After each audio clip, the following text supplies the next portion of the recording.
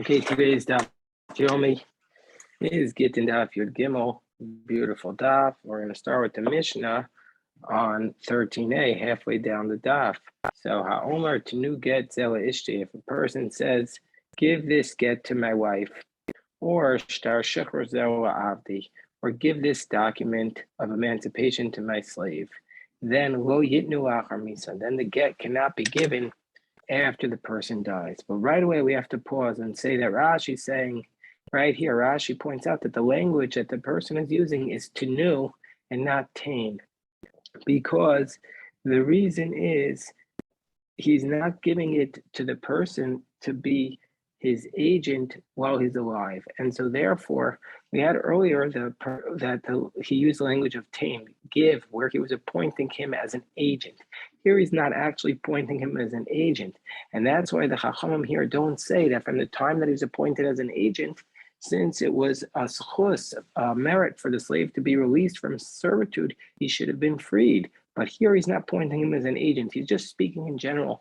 Give this get to my wife. And so since she's just speaking in general, therefore, you can't give it after he dies, because under these circumstances, since he wasn't appointing him as an agent, then it's not going to be a get until it comes into the hands of the slave.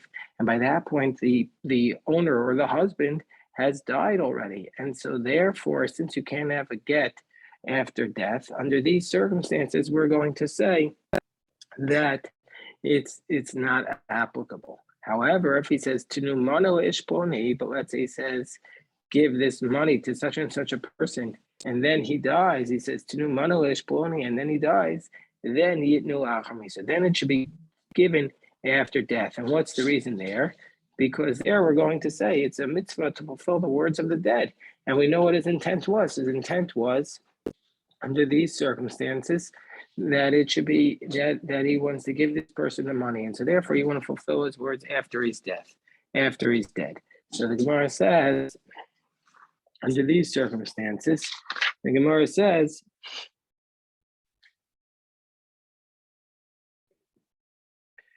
that. So in the last case where he says give this money to this person, and then he dies before he gives it, then we're going to say that this person had already acquired it, and the Gemara is going to explain how he was able to acquire it. So now what's this case talking about where he says give this money to this person and then he dies, that you're supposed to give it after he's dead? The Gemara says what we're talking about here is where the money has been collected in a pile. The money that he's talking about to give was already collected in a pile. It is in the corner, meaning say the money is right there. That's the money that you have to give. So Gemara says, what are we talking about? What's the case that we're referring to? What's the case that we're talking about? If you want to say we're talking about a healthy person who's saying to give the money after he's dead, if you want to say we're talking about a healthy person, kitzibora in my hobby, why do we care if it's piled up? Hello, mashach, that he didn't actually do a kinyan. He didn't pull the object toward him. And since he didn't pull the object toward him, how is this person able to get to acquire it? So it must be that what we're talking about is Ela b'shchivmara. We must be saying that we're referring to a person who's sick. And since we have a concept that if a person is sick, we believe his words. Well, if that's the case, my area tziborin, why does the money need to be piled up? If it's a shchivmara, even if it's not piled up, the force of the shchivmara statements, the force of this person who's very sick, his statements have the force of what? My area tziborin, ki ein tziborin nami.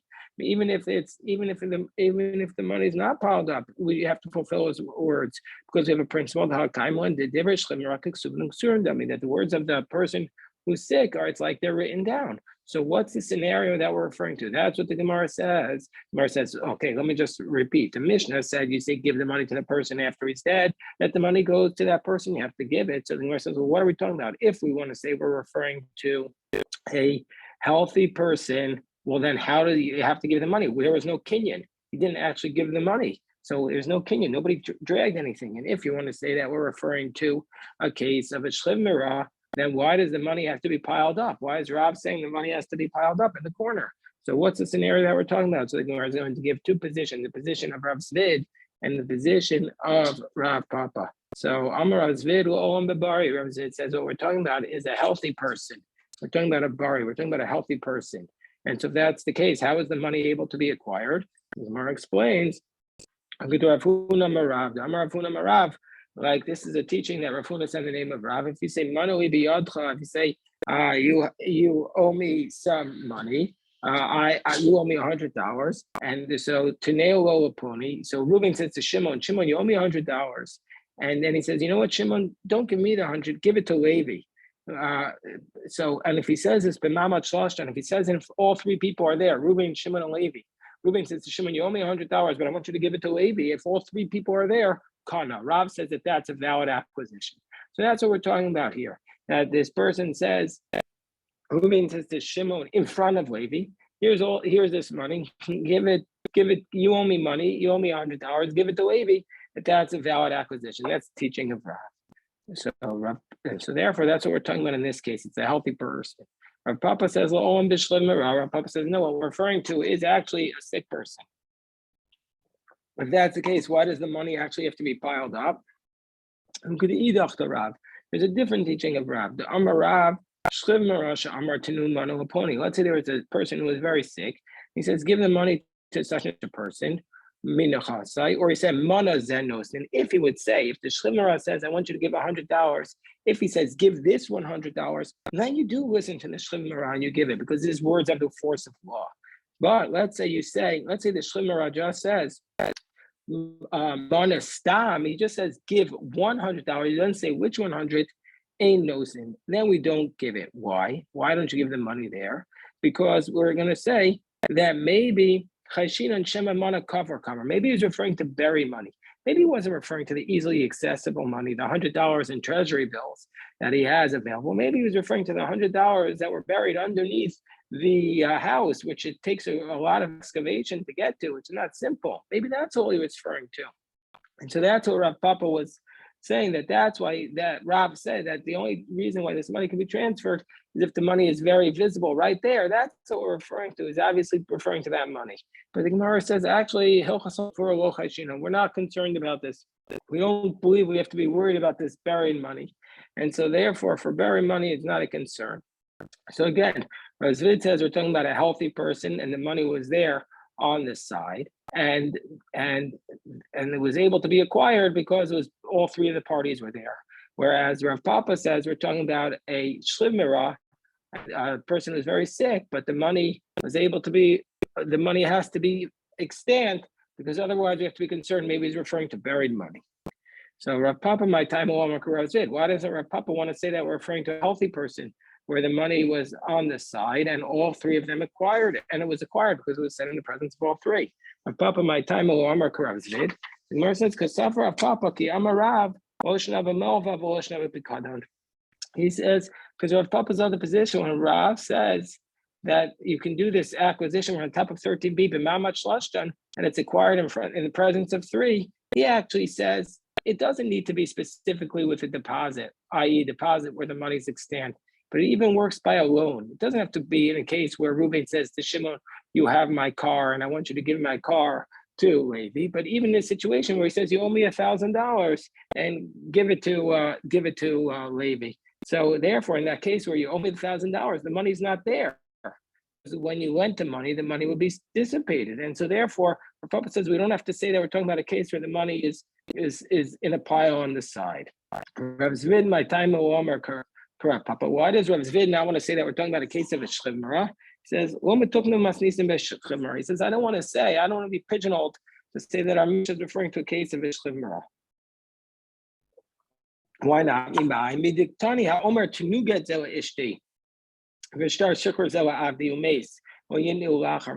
from the fact that the formulation of the Mishnah, it says, give this get to my wife, or this emancipation document to my slave, and then he dies, then you don't give it after he's dead. Time of the mace, the reason why you don't give it after he's dead is because he died. But if he had still been alive, you would give it. Time of the Amar Tenu. And what's the reason why you give it? Is only because he uses formulation of give. Hello, Amar Tenu. But if he didn't use this formulation of giving, you wouldn't give it. But if it would really be a case of a shchimera, you don't have to use that exact formulation of Tenu. By a shchimera, we're more lenient. We wouldn't require this formulation of giving it. the Tanan, as we learned in the Mishnah, we're going to get to this.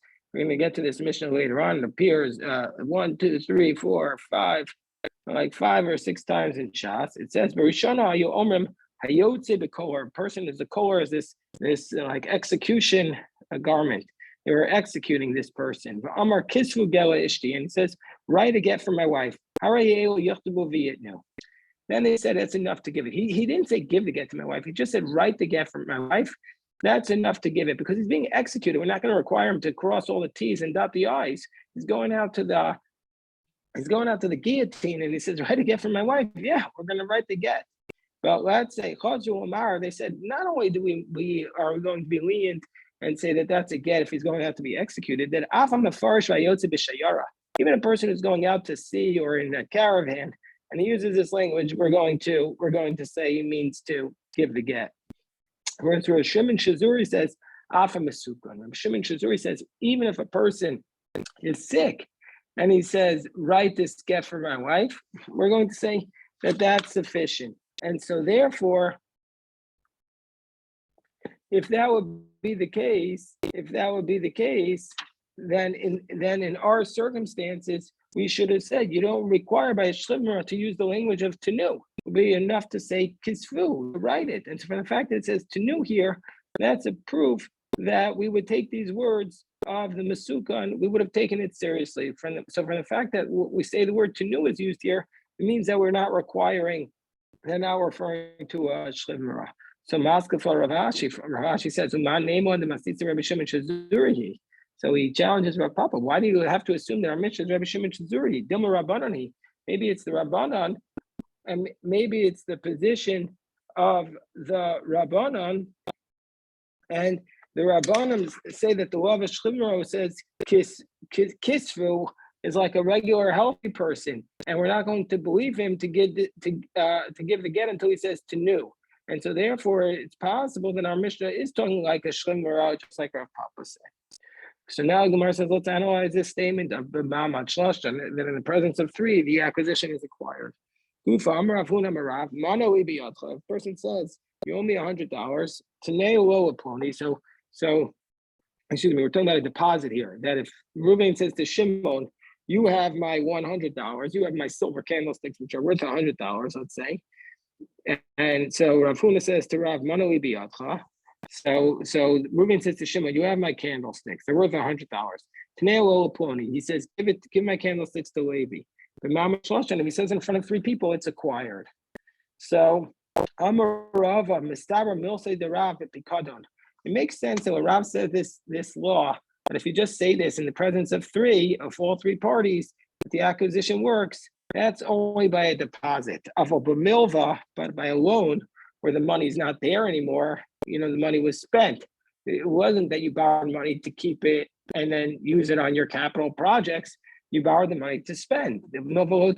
So therefore, in that case, it wouldn't work.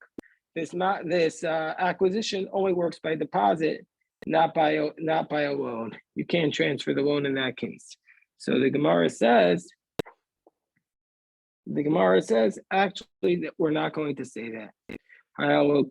He says, I swear. Rava says even by a loan we could say this Ma'amad Shloshan concept works. In Ranami Amar Shmuel Mishmei de Levi. Shmuel also taught in the name of Levi. He said, Reuben says to Shimon, you owe me, I gave you a loan of $100, you owe me the money. Tanei lo aponi, give it to Levi. B'ma'amad Shloshan, if he says in the presence of 3 people, it's acquired. B'time amai, what's the reasoning? Why does this work? Why does this Ma'amad Shloshan work? Why does this transfer of the money that's owed from Shimon to Reuben, and he says now you owe it to Levi? Why does it work? So Maimer explains the theory. He says, it's as though he says to him when he gives him the money, it's as though the borrower, Shimon, says to Reuven, when Reuven lends him the money, Shibani, that he says to him the following. He says to him the following. He says, Shibani lachodidach. I myself am beholden to you to pay my debt. Not only to you, I am also beholden to pay to anybody who'll come and claim the money from me as a fruit of you. And so therefore, when the lender gives the money, when Reuven says this debt is now owed to Levi, it's clear that the borrower, when he agreed to it from the beginning, agreed to not only pay back Reuven, he agreed to pay back whoever Reuven designated to pay it. And so therefore, it works by both a deposit and clearly a loan. Amar le Ravash la Meimar. So Ravashi says to Meimar, but there's a problem with your theory. So let's say the person who he wants to give the loan to is a child who wasn't born when the loan took place in the first place. How could he have said, how could Shimon have obligated himself to give that money to, let's say, Levi is now an infant? How could he have obligated to give him the money? Would you say that it doesn't work there? And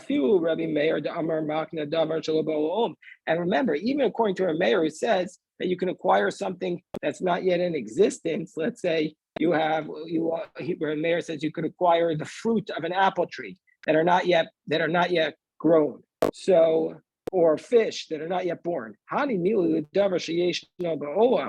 That's where that's only under a circumstance that there's a tree, and or the person who's transmitting it has been in existence. Well, but in this case, Levi is not yet born. So how could Shimon be obligating himself to pay back Levi? So therefore, Rav Ashi does not like a Maimer's theory. And so therefore, what does Rav Ashi say? Rav Ashi says the theory is as follows. No,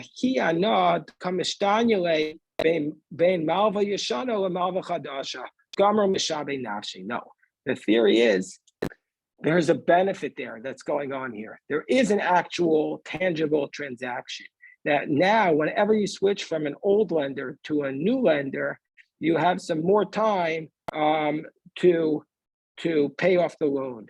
So therefore, he says it's easier for me to get, to renegotiate and get some more time. So with this, he agrees to move, that Shimon agrees to move his debt from moving to Shimon, from moving to Levi. And so that's Rav Ashi's theory of how this works. So the Gemara has a problem with what Rav Ashi just says. So it says, Amrle Huna Marbre Rav Nechemia Rav Ashi El Me'atim Gon Hani Debei Bar El Yashiv Kafti V'Shakil Alter. Where there's some people, these people from the house of El Yashiv, that if they got the loan, if they got the debt, they collected it immediately. So would you say under those circumstances that the Mamet Shlashtan doesn't work under those circumstances? Alchinami Duo Kanu. Would you say it doesn't work? L'chitei Alchinami. And then you're going to say, well, it depends who the person being transferred to is, and then you've made it all subjective. So we don't want to do that. So therefore, Mar Zutra says, you know why it works? It just works. I don't know why, but it works. And that's what Mar Zutra says. Hani tlas mili shavinu rabbanan kehochas below taima. And this is something that works without a reason. And there are three things that work without a reason. Chadaha, that's this, that you can transfer a debt from one person to another person. And if a person writes a document, I'm giving all my money to my wife, he doesn't really mean to give all his assets to his wife. He just means to make his wife an executor. He means to give all his assets to his children. He just means his wife can deal with them and have full authority to transact with them until such time as the children are old enough. The idach, and the third position is the Amarav Chananya. The third thing that is not actually a law, but we view it as a law. Chananya taught Amesi Isha of no Gadol Bebayis Kano. So that we learned that if a person marries off his son, with no Gadol Bebayis, that a person marries a woman to his oldest son. In the house, and then he had cleaned out the house, we assumed he was giving that house to this son. He doesn't have to do a formal transaction, and this son has acquired the house. Okay, so those are three things that the rabbis recognize as law, even though there's not a full explanation for them. That's just the way it is. Okay, so we'll stop here.